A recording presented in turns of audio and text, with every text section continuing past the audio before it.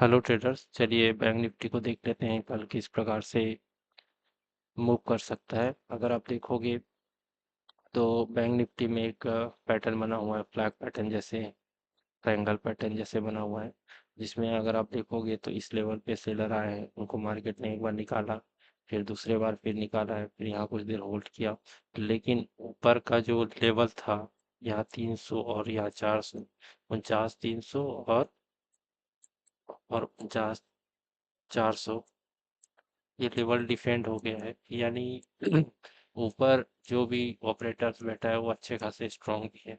लेकिन अगर आप इस लेवल को देखेंगे, इतना देर मार्केट यहाँ होल्ड करने के बाद डेफिनेटली ब्रेकआउट करना ही चाहिए था यहाँ पे, लेकिन वो ऐसा नहीं हुआ। ये फिर से इस पैटर्न के अंदर आके क्लोजिंग दे दिया। अगर आप देखोगे तो यहाँ बह रहा है, यहाँ बह रहा है, और किसी भी टाइम बायर को निकाला नहीं गया। तो हम कल इन्हीं बायर को टारगेट करने के लिए सेलिंग साइड के ट्रेड को आइडेंटिफाई करने की कोशिश करेंगे। चलिए ट्रेडर्स, निफ्टी को देख लेते हैं। निफ्टी में भी सिमिलर ही है, बट यहाँ ये ऊपर सस्टेन किया हुआ है। अगर आप देखोगे तो इस कंडीशन को देख के केवल बैंक निफ्टी में केवल बायर्स आएंगे, और बायर्स जहाँ आएंगे वहाँ पे हम सेलिंग का ट्रेड आइडेंटिफाई आराम से कर सकते हैं।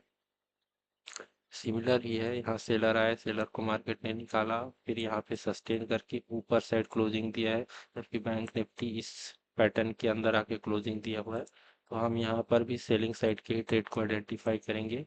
हमारे लिए ये वाले बायर्स और ये वाले बायर्स को हम कल टारगेट करेंगे।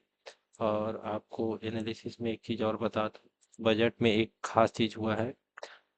लॉन्ग टर्म कैपिटल गेन के ऊपर जो टैक्स था 10% आसपास का, उसको निर्मला सीतारमन जो हमारे वित्त मंत्री हैं, उन्होंने 12.5% कर दिया है। यानी जिस प्रकार से इस शॉर्ट टर्म कैपिटल गेन के ऊपर टैक्स बढ़ाया था उन्होंने, उसी प्रकार से अब लॉन्ग टर्म के ऊपर बढ़ा दिया है। और एक और ख़ास चीज़, जो फॉरेन इन्वेस्टर थे, ये पहले शॉर्ट टर्म हो या लॉन्ग टर्म हो, उनके लिए पहले भी 10% ही था, कम ही था उनके लिए। अब उसको भी बढ़ा के उन्होंने शायद 12.5% कर दिया है।